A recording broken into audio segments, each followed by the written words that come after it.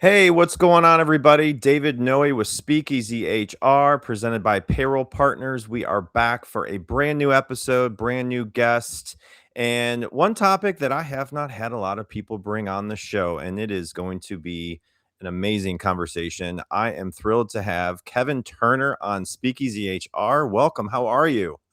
Fantastic, David, and thank you for having me here today. I'm excited too, and we're definitely talking about one of my favorite topics. So, Yeah, definitely, definitely. So yeah, just like everybody else, when I've connected to people about coming on as a future guest, we talk about topics and ideas and what to bring to the podcast. And it's just really fun to learn about someone's passion right now in their work.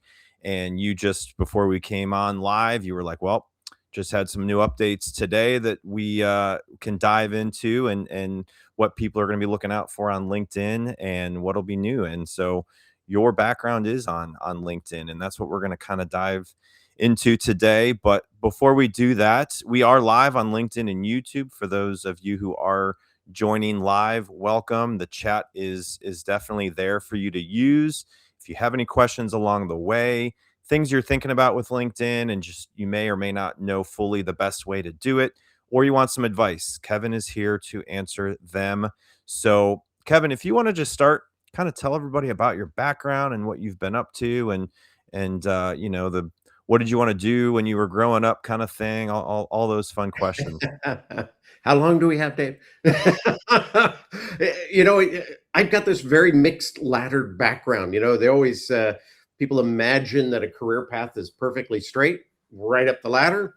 Not mine. Mine was based on 5 pivots, right? One, I started with Sony Corporation, actually in Japan, by writing letters and having them invite me as a high schooler to Japan to work with them as a experiential, if I can even say that, marketer. So I got to test things like the Walkman before anybody knew what the Walkman was. And you'd go out there and wear the headphones and they would give you money to buy music, and you'd buy music, and you would, be walking around, you had 2 headphones, you put them on other people, right? That's where my excitement for marketing and branding came in.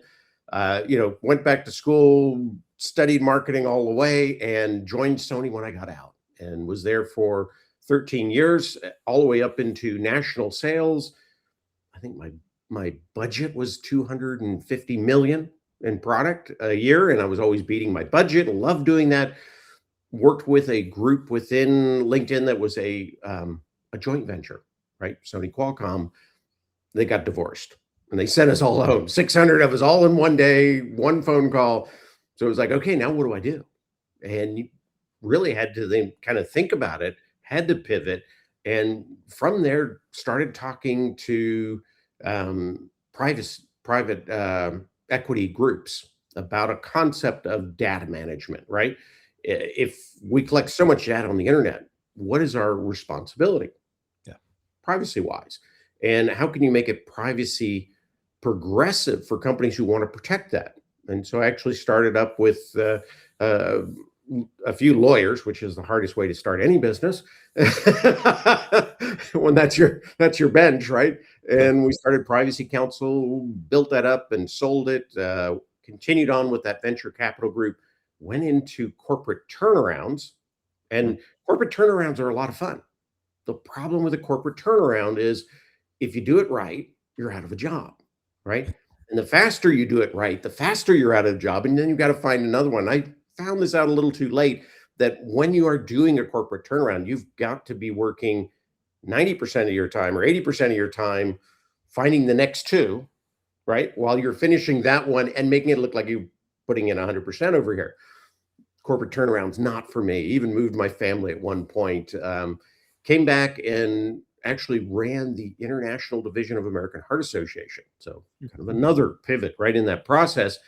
Completely a for-profit center inside a nonprofit, which was kind of interesting in itself. And I set up the offices in Hong Kong, United Arab Emirates, Belgium, Puerto Rico, all servicing different areas. Hired the people, created print facilities in different locations so we didn't do any tax implications that could complicate the nonprofit. All those great things. loved it, but I was traveling 80% of my month, Mm, married and having a family, right? yeah. And I said, "Gotta put the brakes on." I was home 1 weekend a month on the opposite side of the clock, right? Wow. And the places I was going, because it was heart science, it wasn't, the beautiful places, right? Yeah. It was, it was deep into Uganda, it was deep into not Paris, not the beaches of Nice, right? You were going into the rough places where they really needed the science, and so we did a lot of travel into deep into China with the, military armed surgeons, which is kind of an odd thing, and the, Chinese Medical Doctor Association. All that stuff was great, but I put the brakes on and said, "I gotta do something different where I'm home more." Yeah. And I always had a passion because I've done international business all my life. My Mhm. parents were not Americans when they got to the country. I was first generation. Always had that kind of connectivity. And as I was traveling since 2005 when I joined LinkedIn, I started connecting people all over the world. And it was my way to do a digital pen pal, right? You didn't have to Yeah. write letters. You didn't have to wait a month for them to come back. They were there every single day. So if their kid graduated high school or they got a, whatever it was, promotion, or it was there every day for you to grab. Yeah. And the time zones didn't matter. And so that got me excited about LinkedIn, Mm, got me very involved in LinkedIn. And because of that, I always had a very large network within the LinkedIn process and got a lot of attention through LinkedIn. And I'm now on my 21st beta test with them. So wow. been very involved inside the product group. Sometimes they'll talk to me, right? Sometimes they'll give me the answers. And when they stop talking, I know I've got it right, right? Because sometimes Yeah. they won't share stuff, at times. So, but it's Yeah. very exciting, in that sense of what I've been able to get from LinkedIn has helped me in 3 of those pivots in my career. And Wow. it's all about building trust, building your knowledge base, right? Yep. And getting people to interact with you, engage with you, and think about you when opportunities come up. Yep. There's no other Absolutely. platform you can do that like that for free. Yep. I mean, you don't have to have a premium account to do any of this. And that always got me very excited. So Right. Right. that's where we Well, are you today. you have had quite a journey, and thanks for sharing all of that. And I know some people might have heard of that before today, but some have not. We've got some folks watching live. So Albert, welcome. He is a regular out here. We've All got right. Wendy Shore. Hey, Kevin. Hi, all. Love that. Debbie's listening from Florida. Very Very cool. good. And Dan Roth, welcome. Excellent. So, got some folks watching live. So, if you have a question as we go through, throw them in the chat and we'll try to get to them along the way. So, Kevin, you've gone through a lot, you've experienced a lot in your career. What's the biggest piece of advice you've ever received? I think the best thing is don't stay current, stay future, right? Future proof yourself. Understand what's coming and be able to embrace it and sometimes even know when not to use it. And we all are going through that right now with AI, right? So it's a perfect example. Some people are pushing it back, some people are bringing it in, other people are being sensible about it and knowing where it fits and where it doesn't, and when you should use it and when you shouldn't. Even the platform LinkedIn is going through a process where they're now saying, well, we want to now push down AI slop. Well, you know, they also provide a tool that creates AI slop. So we're all kind of doing it, but it's that future proof, embracing what's next, Yeah. so that you understand what you could do with it, what you don't do with it. And I think that's the best advice. And my dad gave me that. So Yeah. No, that is fantastic. All right. We were talking before you came on about the envelope icebreaker game. So you got a little bit of a head start in what that is. So we're going to transition to that and we're going to dive into your topic after that. Hold on one second here.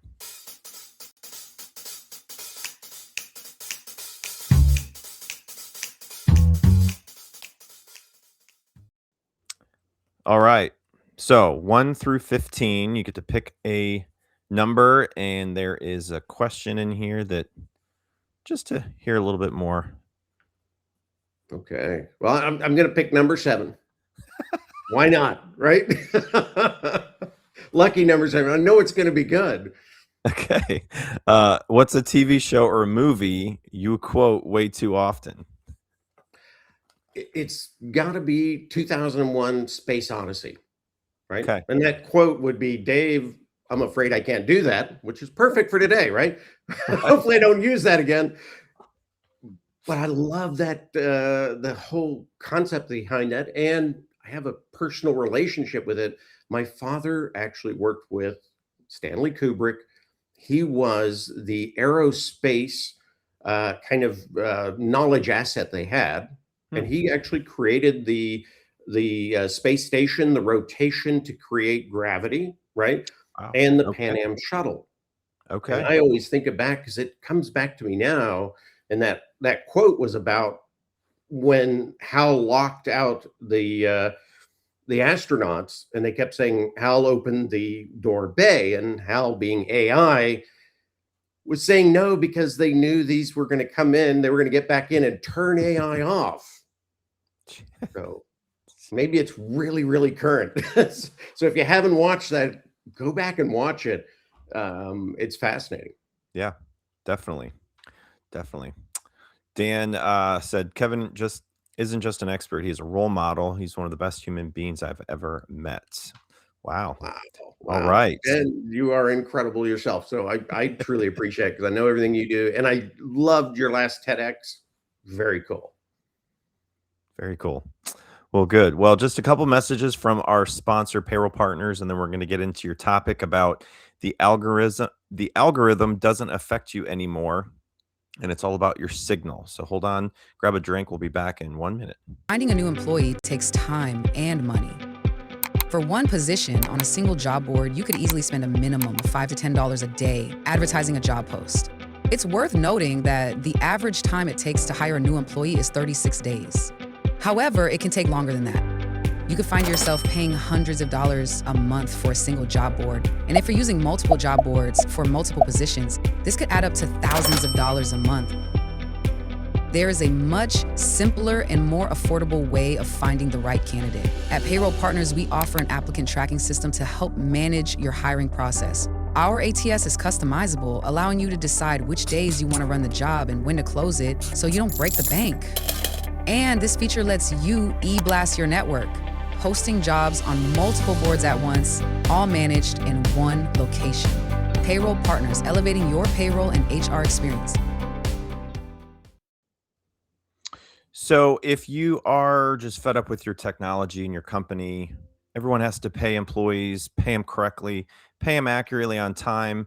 It's a lot of complexity to it. So, if it's just not working for you, look us up, payrollpartners.net. Check me out on LinkedIn. Would love to hear from you, hear about your situation, and if we can maybe help you find a better system. So, all right. Well, Kevin, we are to the point where we're going to really get into this meat of the topic that you brought here, and a couple rapid fire questions to start. These are your quick 5 to 10 second answers, and it starts about your LinkedIn profile. Headline or photo, which matters more? In the search process, it's going to be headline. In the visual connectivity process, it's probably going to be that profile photo, right? We're trying to Okay. build trust, trying to build connectivity, two different ways to get there. So I think it depends on what it is that you need to get done. Yeah, very good. One word that defines strong personal branding. Truth. Truth. Yeah. Big, biggest mistake people make on LinkedIn.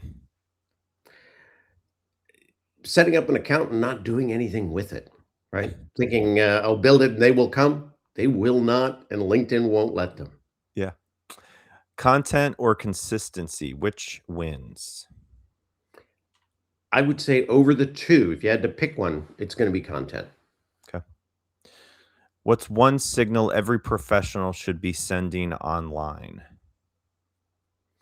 The one that moves them forward to where they want to go. Okay.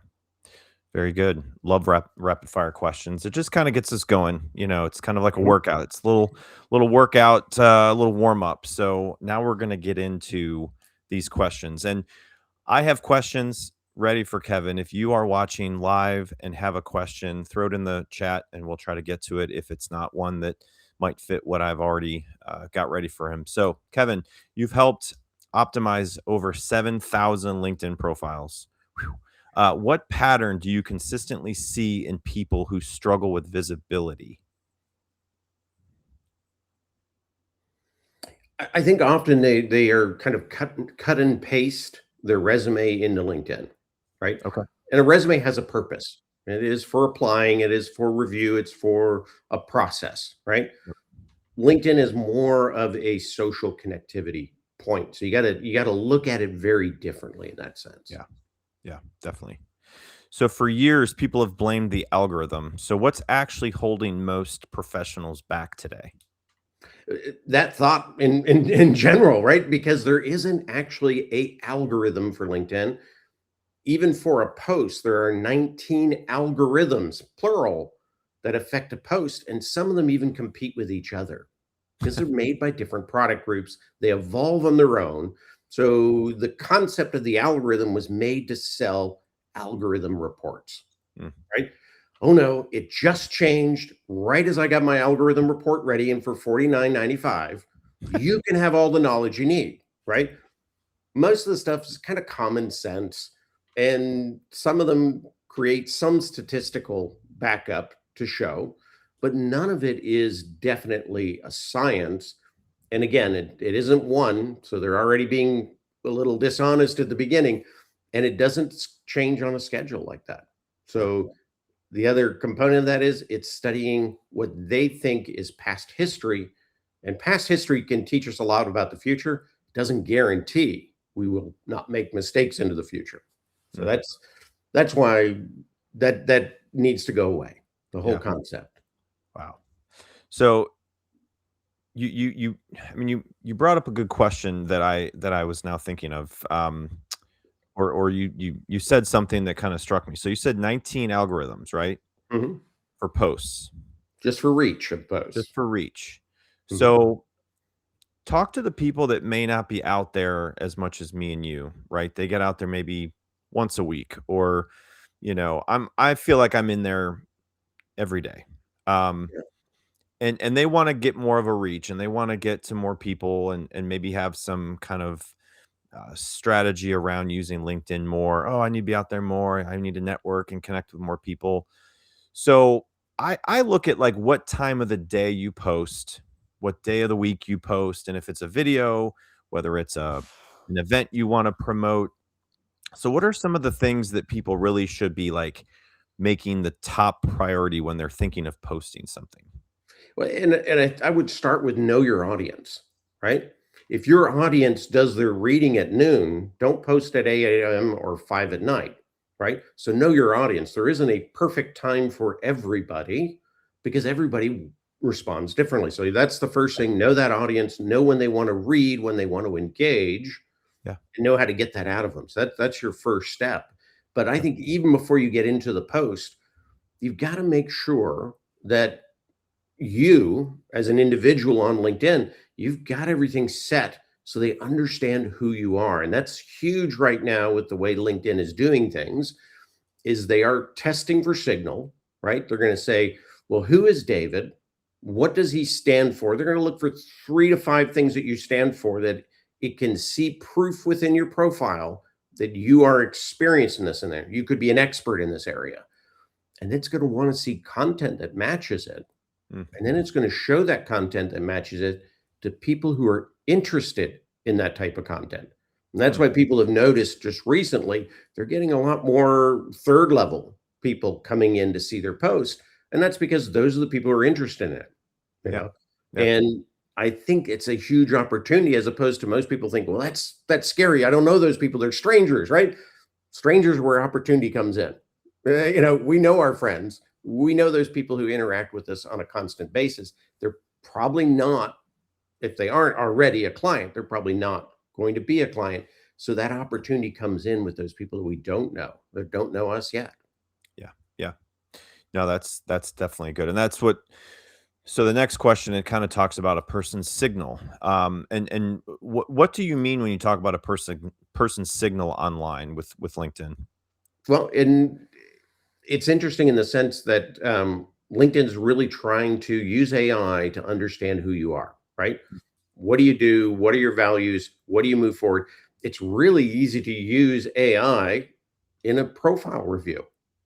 You can ask AI, here's my profile, here's my content, here's the jobs that I'm interested in, or here's what I want to do next, right? And you give it maybe those jobs, and you can say, what is the signal that LinkedIn would see using this context? And it will come back and it'll say, this is what it's seeing. This is what also is it's confusing people, right? Some of this other stuff that doesn't need to be there. You were talking about payroll, HR, and all that stuff. When I was in venture capital, this was before enterprise software. I used to be able to do payroll tax and checks to employees by hand when I was Yeah. managing 8 companies under the venture capital group. Messed up once, and I had people show up Friday night. I gave them cash and said, "Can that hold you till Monday?" So we had an 80-hour work week. I wasn't going back to fix this. I never ever want to do that again. I will never do that again. Even with software, I won't do it. I would hire you. So you would never see that in my profile. That will never be a signal that I send out, even though I did it really well. And Yeah. in that 4-year period, I only messed up once It's and I pretty made good. up for it. So that's part of that knowing what your signal contains and what it shouldn't contain Okay. and Okay. getting that right and going Yeah. in there and fine tuning that. Yeah. I remember the first time someone mentioned LinkedIn to me, I was at lunch way back. It had to have been 20 years ago. I'd have to go back and see the original date, which I know you can. I know you Yeah. can go in there and find when you joined, but they're like, "Have you heard of this LinkedIn social media um, platform?" And I was like, "No." And I was in insurance broker. I was with a local benefit broker, and I was at lunch with one of the insurance carriers, and they're like, "You need to go out there. You need to create a profile because it's a really powerful tool." And it's kind of like I feel like it's one of those. And someone had made a comment about how they've been off it recently, and they just got onto it after a year, and it's now more littered with like Facebook stuff. And y I think it depends on your network and it depends on who is on your feed, right? So, if people have that stuff out there and you don't wanna see it, then Yeah. unfollow them. You know what I mean? Or so, but yeah, it's one of those platforms I think is still evolving, and it gives you the chance to do stuff like this, like a live podcast, Oh, yeah. you know? It's I mean, basically, they've given you the keys to a television station and said yeah, it's free, yeah, right? exactly, Who else does exactly, that? That exactly. is an amazing opportunity, and I people who say it's Facebook or it's too Facebooky for me. Yeah, LinkedIn is a microcosm of the real world, yeah, right? You can exactly, find anything you want there, and you can hang out anywhere you want there. And if you let things get upset, just like in the real world, maybe that'll bring yourself down. Go find the people you want to be with, right? right. Attract them, engage with them, build with them, and you won't see the stuff you don't want to see. Yep, And if you do see it, you can either disconnect or you can say, don't show me that. You have control within LinkedIn. And anybody who says it's too much this and I'm done with it, it's because they've never really made a difference in what they're seeing. And absolutely. so you got to do that. Just like in the real Yep, world. If we hang yep. out in the wrong places, I'm at a Yeah, biker bar every weekend, I'm probably going to get in trouble. So our right. choice. Yep, exactly. And it's funny you brought up TV show. So I joined a Roku channel. It's called the HR channel. So Speakeasy HR is now part of the HR channel. A lot of fun. It's on Roku, Amazon Fire TV. So check out the HR channel. It just launched a few months ago, and having a lot of fun with that as well. So I am with Kevin Turner. He is a brand. He's the managing partner with TNT Brand Strategists, Mhm. and we're talking LinkedIn. We're talking all kinds of stuff going on with LinkedIn right now, and um, so let's talk about people looking for jobs right now, Kevin. Okay. So what are um, what are the most important signals executives and recruiters are looking for right now? Would you say? A a couple things. There's two ways to look at this. One is that LinkedIn's business is data access. right? Mhm. It's the world's largest database of resumes. That's what a profile technically is a resume, right? A little Yep. augmented, a little better. Yep. And I think that recruiter and sales navigator, the two components that have full database access in LinkedIn, and you pay for that, right? That breaks that 6 degrees of separation that they normally cut you off at 2 or 3. You got all 6 degrees, you pay for it. That's 65% of LinkedIn's annual revenue of 19 billion, right? So that's like 12 and some quarter change of billions of dollars. That is the tail that wags LinkedIn's dog, right? And you think about people who are doing recruiter or people who are doing sales navigator, they want things that are timely, Mhm. accurate, right? Um, Welcome to The Human Role, your go to podcast where HR and payroll collide with innovation. I'm your host, Tiana Neal, and every month I'm diving deep with industry experts and change makers, bringing you real talk insights, practical tips, and fresh takes you won't hear anywhere else. Whether you're a leader, practitioner, or just curious about the latest HR and payroll trends, I've got you covered. Ready to roll with the best? Tune in for fresh perspectives, actionable tips, and the knowledge you need to roll forward with confidence. Subscribe now and let's transform the way you work. hot topics, those kind of things. So you want to make sure you're including those in that signal, right? And timely is an interesting thing in data. If I sold you a database of emails, right, and it was 15 years old, or I could sell you this other database of emails and it's 2 weeks old, which one, all things equal, would be more valuable, right? The timely one. So LinkedIn is looking at timely all the time. You can even take things like your profile photo. You can load the same profile photo again, and it changes the time clock within LinkedIn. It says, wow, brand new. And it'll say, you just uploaded your profile photo. So making changes within LinkedIn sets that timing clock again, right? Mm. So as you update, and we know things change. Things that we did in the past are less important, so we've edited them out. Things that we're doing now are growing, so we're editing them in. Make sure you're keeping timely.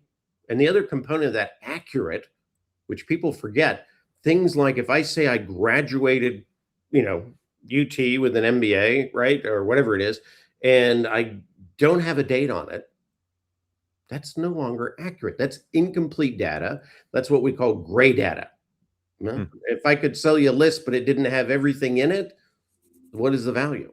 Not Right. as much, right? Mm. So again, if we're wanting LinkedIn to promote us as the perfect product, we have to become that perfect product. So accuracy is really important. Now, people always say, you know, if I tell them when I graduated, definitely turn of the century before that, right? They're going to know how old I am. Well, if you've had a Google account, they already know how old you are. Believe it or not, there is no secrets in the internet in that sense. They're going to know. But what they're going to do, if you keep that date out of it, instead of you being in an opportunity where they might say, I don't like Dave because he's too old, right? He's over 30. So I'm not going to talk to him. Instead of having that opportunity, you're not going to have any opportunity because LinkedIn, data access business, they're going to say, okay, we're going to give them 100 people that gave the accurate information with all the information we asked for. They're going to be at the top of the list. Mhm. And think of it, remember the old Google search days. If you did a Google search, how often did you get past page 3 before you basically did a new search, right? You never got to page 10, 150, 1 billion, because LinkedIn will keep, Google will keep going until it runs out and it never does. Right. That's the concept behind this. So Mhm. if we want to be found, we want that signal to be strong. That's one of the things it's got to be timely, it's got to be accurate, it's got to be complete. Think about it in that sense of how do I fit the data so I can be promoted? Yeah. That's a big side of it. The other side of it is LinkedIn has now gone to natural language search. So you want to put things in natural language terms. If somebody's looking for somebody who does A, B, and C, right? In your case, it would be enterprise HR, payroll, blah, blah, blah. And then what you need to do so that AI believes that signal is do what's called semantic proof. And I brought in 100 accounts and they're doing, close to 500 million. That's your semantic proof. So It's not just making a statement, I'm the best at this. It's making a statement, I'm the best at this, and here's my proof. And then LinkedIn can say, that's a strong signal. I'm going to promote it. Mm, Most people forget about that piece, right? So natural language, and then have your semantic proof to back it up. So AI can say, hey, this is real. This is good stuff. I'm going to push it forward and make them the perfect product. That's where we need to be. mm. It's fascinating. So, how does clarity of positioning impacts whether someone gets found, trusted, or recommended on LinkedIn? I think it's huge. Just again, microcosm of the real world, right? If you've got that reputation on the outside, that's why people come to you, right? They come to you, they see you in the meeting, they come and they shake your hand. I want to talk to you about A, B, and C. Same thing happens in the digital world. You Yeah, know, build that trust, build that credibility. Opportunity is going to find you. Or when you're looking for opportunity, it's easier to get the door open. yeah. So So, personal branding, I know is something that you're very passionate about, and you really help a lot of people with that. So, where do you see most professionals getting that message wrong? they try to be everything to everybody, right? The Jack and Jill of all trades. And the end of that is master of none. Nobody hires a master of none unless they're running a convent, right? We're not doing that. we want people who can get things done. Yeah, So don't do this. I can do everything, even if you can. Even if they actually expect you to do it once you get the job, they're hiring for risk reduction, right? So you're better off refining what that is, even if it's at an absurd level, because there is a company that wants it really bad and nobody else is doing it the way you're doing it. So that, refining of that message, really important. yeah, definitely. We are live on LinkedIn and YouTube with Kevin Turner. If you are watching and have a question, chime into the chat section. I know there are several people watching. Appreciate your engagement with us. So, so Kevin, with how can someone quickly improve how they are perceived on LinkedIn without constantly posting content day after day after day? And believe it or not, LinkedIn doesn't want you to do constant posting of content. They don't want you to do daily. They don't want you to do 5 times a day. They want quality from you, Yeah, right? And yeah, consistency is you decide what you can do and then be able to engage with it. So a post is nothing if you post and run. That's a drive-by post, right? Or a drive-by mhm, comment. It doesn't go anywhere. So you've got to have the time to do the post that adds value, and then you've got to build the engagement in the process. For me, I did that once where I did it every single day. It's terrible. It was a disaster. Stuff starts getting messy, and you don't even want to do it anymore. So who wants to read that, right? And I right, got down to I do 2 a week. It works perfectly. My engagement is up, my reach is up. All these people who are whining and complaining, my reach is down, right? They were the ones who were trying to game the system and got away with it for a long time when there were algorithms, right? yeah, They don't get that anymore. hmm, So they are screaming, they are crying, but those who are really kind of focusing and saying, I'm going to add value and I'm going to engage and I'm going to build with others, they're getting that reach that was taken away from them because of all the gaming. okay. Yeah. So a LinkedIn user, don't see the name, but it says, "How can I tell if my profile is garbage?" If it smells like no. I would say, have a few of your friends, smart friends, right? Look at it and say, if you saw this, what would you think? Take me out of the equation. What would you think about this person? What Right, do they deliver and what's holding them back? And just ask some good friends to do that for you. Offer to do it back for them, right? That's the best way to kind of reciprocity always gets you a little further.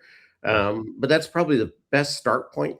And right, again, you can also go to AI and say, assess my profile. Where am I going wrong? Where am I going right if I want this in the future? right, And it will give you some good insights. I always say that AI can be an incredible muse, but a terrible artist. So whatever it gives you, don't trust it, but use it as kind of a spark to do your own deeper dive, your own conversation, right? But just don't trust what it says just because it says that. So, Yeah. Yeah. and I've been an OpenAI beta tester since fall of 2021. I Okay. have a love-hate with it. Yeah, definitely. So I know in the past, and I feel like it's going away, maybe not, but when it comes to like a recommendation section on LinkedIn and how you have like specific skills that you can have people recommend you for, Mhm. um, and then you ask people for it's like a what section is it where people can give you like a testimonial, Yeah, um, written or recommendations, and then there's endorsement of skills. You got 2 kind endorsement of of pieces there. skills. Yes. Endorsement of skills. So they've got these sections. I feel like they've had those for quite some time. Do you see those still being important where if you meet somebody and somehow you feel like they would be a good person to endorse you, are Yep. those things that people are still wanting to see? Are you telling people to still do that? Yes, and for different reasons. The skills that you assign, right, are a signal within the database. Okay. People who come up and endorse you for a skill are basically a multiplier, right? Okay. So if I say I've got, whatever it is, you know, vibe coding, and I'm the only one who says it, well, I could have it or I might not have it, right? But if 100 people say I have it, that's pretty good. If 300 people say you have code vibing or vibe coding, pardon me, then believe it or not, in a search result, you will be higher than me because of your endorsements. And the big win in that is people who are also highly endorsed for a skill, if they endorse you, that is a total multiplier. So Mm. it's like a 10x. So if you want leadership, go out and find people who have leadership that are already highly endorsed that know you, give them leadership, and most people will reciprocate. Yeah. And I always suggest people go have what I call a skills party, right? Invite 100 of your best friends, say, come to my profile, give me every skill you know I have. Don't give me the ones you don't know or you don't know I have, but Yeah. give me every one you know I have, and I will do the same for you. Yeah. You get 100 people to do that, maybe 80% of them do it. Maybe some give you 5, maybe some give you 50, but you're going to up that rank immediately. So that's kind of that skills endorsement piece. And you got to assign at least your 5 top skills to your about section. That's really critical. But those are your high level ones. Don't put Microsoft Word in there, right? Because Yeah. unless that is your high level skill, right, it would be more like communication. Corporate communication might be the high level skill, right? So put your high levels in there, and everything else feeds towards those. And so that's the way to approach that. Most people forget, and you can have up to 100 skills. Do you need 100? Maybe not, but they are in an essence within a database. They're kind of SEO, right? So if you can use them and they don't hurt you, why not have as many as you can, right? Yeah. And just kind of plug them in there. So that's big. The written recommendations, those are for people. If Mm. people got to you, they love to read those because they look at that and they go, well, let me see who that is. And they go look and they go, wow, that's an industry leader. That's a blah, blah, blah. And they're talking great about them. You can't buy written recommendations on LinkedIn because it's attached to somebody's profile, right? They're real business. And in that sense, they hold a lot of water. And most recruiters will look at that. So if they're Yeah. interested in you, they're going to look at it. But not only are they going to look at who recommended you, they're going to look at have you recommended others? Yeah. And most people take, but don't give, right? Yeah. I've never been able to get a balance in there, but I give as well as accept in that sense. So make sure you got both sides of that playing. Yeah. Definitely. Yeah.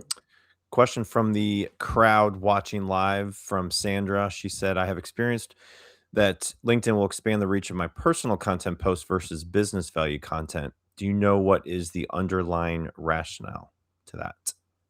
Yeah, companies are boring, right? People are not. We connect with people. When we do business with a company, I do business with you, David, not the company, right? Yeah. The company is the background, it's the product, it's all that stuff. But if I didn't like you, I'd probably find another company. Right. That's how people are. So when a company does a post, yeah, okay, that's the company saying they're selling me something, right? Mhm. If you do a post and I like you and I think, hey, that's pretty cool. And where does David work? Oh, he works at this company. Well, maybe I ought to look at their stuff. That's Yeah. how we get there. So it makes sense that a personal post on average will have more engagement, more reach than a business post. Yep. But they both have great value and they can actually support each other. And Yep. now today, they can collaborate with each other. So that was the thing that launched today Yeah. was this collaborative posts. So that if you and I want to do a post together, in the past, I would have to mention you, which Yep. is the equivalent of tagging in any other site. LinkedIn has its own language, right? Now I can actually create a post, invite you in, and if you accept the invite, it gets posted from both of our accounts. So we both get the engagement, we both get the stats, we both kind of get the creds in the process, right? And that's pretty cool. And you can do that with business pages. So if Mhm. you're a company and you've got a business page and you've got 5 champions, right? Include them in that collaborative, and then that really activates their network in there and gets Right. that association with, hey, Dave is with, this company. So it all connects together.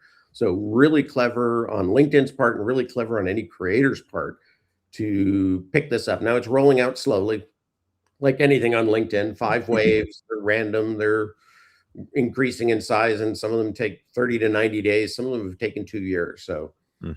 don't get crazy if you don't have it, but if you do, it's pretty neat. Why do you think it took them so long to do something like this? If you think about LinkedIn and where it started, it is totally different than where it began. And that's why LinkedIn had that site. Oh, that's where you go if you're looking for a job.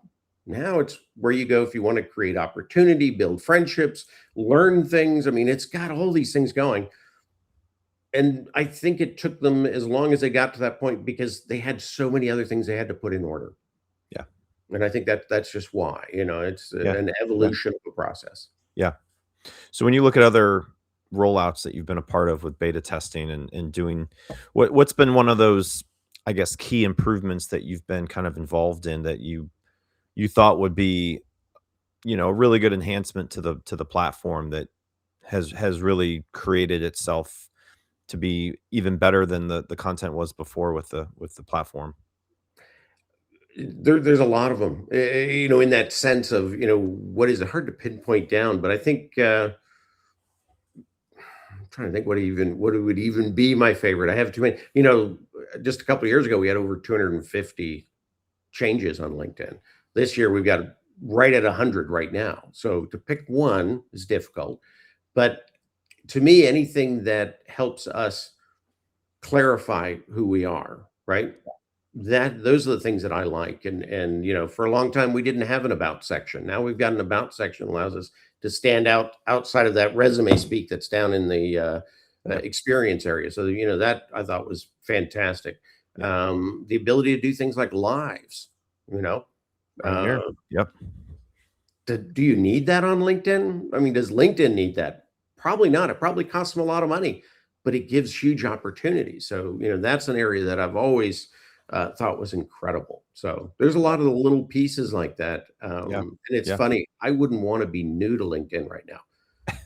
It is a total onion. It's like, oh, wow. Oh, wow. I've even seen people who claim to be LinkedIn experts and come to me every day and go, well, look at this new feature I found. I was like, well, yeah, it's about 3 years old. What? It's just there's that much there, and Yeah. you just have to find out what works for you and use it. So you talk about 100 changes to it this year already, Yeah. and we're in June of 2026. So is there anywhere to go to find all those and, like, when they do them, or is it just you have to Believe it stumble or not, across there them? isn't even a place to find them inside LinkedIn. There isn't a master list. Hmm. Each product division keeps their own little list, and they don't even share it with new employees. I have a thing I do called Captured in the Wild, and I've been tracking that for the last 7 years. You can go there and you're going to find out every bit of change that went, Hmm. what got thrown out, what they're doing again, what are glitches. All those things are listed there. And Yep. it's a contribution by probably 100 other LinkedIn experts who selfishly share this stuff, right? Yeah. They could hold Yeah. it back and say, this is my, secret and I'm going to use it only for my clients. They don't, because that's not who I'd want in that group.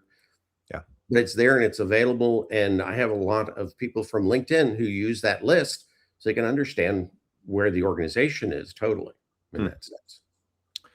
Dan has a question in the crowd. What was the worst LinkedIn fail of the last 3 years? Collaborative articles, creator mode, LinkedIn audio. You know what? And it's for me, it's simple because it made me so mad because I had it when it came out, was pinned comment, where if you wrote Yeah. something, you could pin your comment at the top. And I like to pin resources at the top, Yeah. right? And now, if you comment on your own, LinkedIn might push it all the way down to the bottom of the list.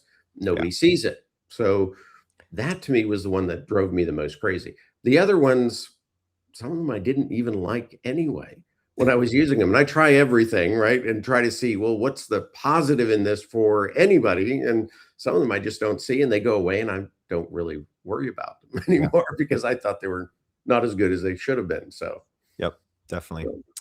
so, Tammy, thank you for the specific topics for job seekers. Yeah, it's a really weird time to be looking for a job right now. I mean, I've been with my role for my company for 4 years, and I just, I'm involved in recruiting for us, and people coming into the workforce, graduating from school. Like, yeah.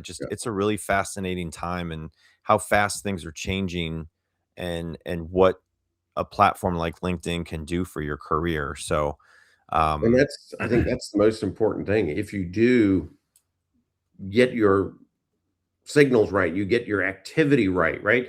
And you're building with others, huge opportunity for landing, huge yeah, opportunity for promotion. yeah, And, to me, that's incredible. yeah, And most people just they don't look at it. They just go, we'll just keep applying, right? And we'll keep applying or we'll keep networking. And there's this digital reputation component that LinkedIn gives us. And those who are using it are landing. They are finding opportunities. It's not a guarantee, right? But it's definitely helping quite a few people. yeah. Debbie has an idea for you, Kevin. So we need a campaign to get LinkedIn to return pinned comments. Yeah. I even know the product manager. I won't say her name. She promised to bring it back right after they took it and never did. So, Oh yeah, man, tell you what, it's yeah. crazy, Sometimes it's the simple things that drive you crazy, right? right? Yeah. So for job seekers right now, trying to stand out in the crowded market, what's the first practical step you would recommend for them? For job seekers, I truly believe in networking always beats not working, right? You can do a lot of that through LinkedIn, through the power of digital, right? Mm, You can get out there, you can meet people. One of the things that in the networking process, if you're just there and asking, how can you help me? How can you help me find a job? I'm looking for a job. That's not really networking, right? Introducing people to other people because you see a fit, you see a value without an ask. That's more like networking, right? mhm, And I know an individual who runs a champions, a networking champions group, Donnie Bovin, and his concept of networking, I think, is brilliant. And that is you network with people who service the account you want to get into or the company you want to get into, but don't compete, yeah, right? So if you're in janitorial services, talk with somebody who's in accounting services that has that account. Help them get into other accounts, they'll help you get into that account. The same thing works in employment, right? If you want to get in a sales area and you're networking with salespeople, they're gonna be like, hey, man, I don't want you taking my job. But if you're networking with maybe the accounting group, they might say, hey, we need a salesperson like you who understands accounting. Let me help you get in, right? So think about it in that sense. yeah, Network not just with your target audience, your competitors, but network with those who can make those warm introductions in. yeah, And I think that's a smart way to approach it. definitely. Another question from Sandra: what new features or functionality would you like to see LinkedIn implement that would enhance the member experience? There's a bunch of them. One of them actually comes around lives. Make it easy to find them, right? Yeah. Make it easy to remember if I signed up for a live, hey, it's coming up in a half an hour. Make those things easy, right? Mm. Same thing. And I was talking earlier with Jeff Young, super guy, actually Superman guy on LinkedIn. And we talked about saving. If you save a post, and then you got to figure out, well, how do I find the post I saved? Yeah. Put that little icon, that little saved, right, icon up in that top thing, and let me click on it and I'll see everything I saved. Don't hide it 5 clicks in an area I'm not going to be able to remember where to find it. And so some of those things need to change. And Yeah. we always try to get that message out there and spark the product group as best we can, right? Yeah. Yeah. I feel like the demographics on LinkedIn are probably more widespread than most. I feel like the younger crowd, they're not going to some of the Facebook, X, Twitter, TikTok, Instagram. There's so many out there, and I feel like LinkedIn, you probably know very well like what age bands are more active in there. Um, and there's some statistics you can see, like my newsletter and stuff I do, I can kind of see who's clicking on what. But I mean, would you also agree that like the demographics on LinkedIn are probably more widespread than So most of again, the I go back to that microcosm of the real world. They're not leaving anybody out, right? Yeah. And if you think about what you're doing now, this live broadcast, that has an age group. Mhm. That's not the really young aren't doing lives. They're doing videos. And so Yep. they've got the video stream. Everybody says you've got to do video. Well, you're doing video. They're doing video in a different way, right? So that's the beauty of LinkedIn. Find out what works for you and use it. You don't Yeah. have to be in the video stream to be successful on LinkedIn, Right. right? So think about it in that sense. And that is why LinkedIn developed that immersive screen. That was to get all the TikTokers over, right? Do your business here, build your brand here. We're going to give you the ability to do that. And that's really what they've done there. That doesn't mean if I'm, my age, if I need to be in the immersive feed all the time and live there, that might not get me to my client, right? Who may not ever dip their toes into that feed because Yeah. to them it's too TikToky, right?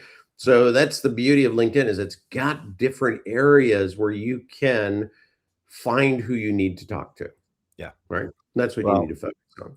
and the quarterback from Indiana, Mendoza, that he was very uh, you know, promoting LinkedIn and putting that thing like I'm, available for hire or whatever he did when he was on that campaign to go into the NFL draft. Yeah. And I think a lot of people saw that and not sure how that overall was successful for LinkedIn. I'm sure it was, and they got more people engaged in LinkedIn, especially the Yeah. younger crowd. So uh we got a And question sometimes a from little bit of that humor doesn't hurt. no, People always think this is you got to be, buttoned up all the time. nope. You don't have to. You can show a little personality. I don't particularly expose a lot of personal information, but I don't have any problem with personality and Yeah. humor and those kind of things. And I think it does attract other people. So that person understood kind of the levity in it, right? And Yep. that created an opportunity, and LinkedIn appreciated that. Yeah. That's what this platform is. This is what Mm. my podcast is. It's uncut, unfiltered, authentic. So, howdy, Kevin, David. What are your thoughts about creator marketplace to help creators get paid? Pros and cons. Any idea about the criteria to define who's a real creator? And that's the most difficult thing when you're launching anything is how do you test it with the right size group, right? So Yeah. that you can learn and fix before you test it with everybody. And that's Mm. always a challenge in a platform like this. So people always feel left out, right? Ultimately, LinkedIn's goal is to give everybody an opportunity, right? To have economic wealth, whatever it is, fulfillment in their life. They want to do that for everybody. So sometimes we have to wait through this slow process of rollout. That's always difficult. I'm beta testing one of the tool sets for this now, but I'm not in the full test program, right? So I didn't get the full bit. I'm sad about that. Sure, a little mad maybe, but I've got this component I'm trying out right now, and it'll be Yeah. interesting just to see how it all works. Yeah. But I think that's always the biggest challenge, and this whole monetization process. Everybody wants to be in it, right? Thinking I can make money doing that. Well, if they don't get it right and they don't fine tune it and they roll it out to everybody, it's just going to crater. Yeah.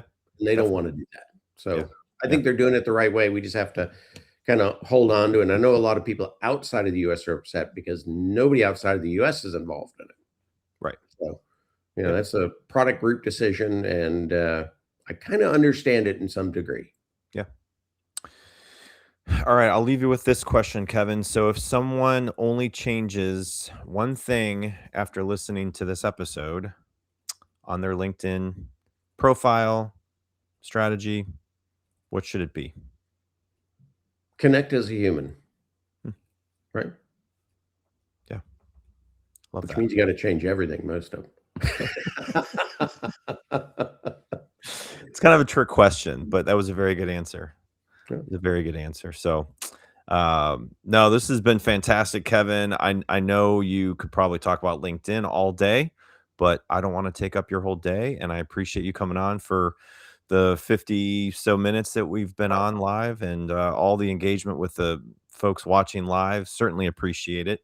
And if anybody is not connected to you, Kevin, best way to do it is on LinkedIn. On LinkedIn, you can find me, Kevin D. Turner, or if you're looking in the URLs, my URL ends in president.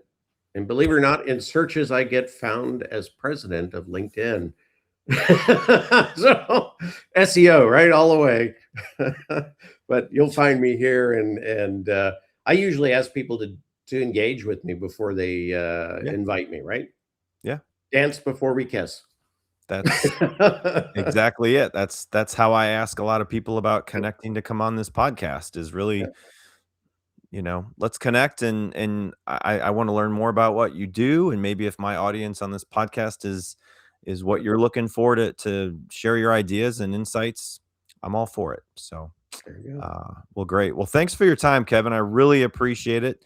Wish you all the best, and I'll be trying to look out for all the new updates on LinkedIn as we go, but I won't be a stranger to you if I have any questions. Very cool. All right, All David. right. Thank you. Thanks, everybody. Have a great day. We'll be back next week. Brand new episode, brand new guest. Take care.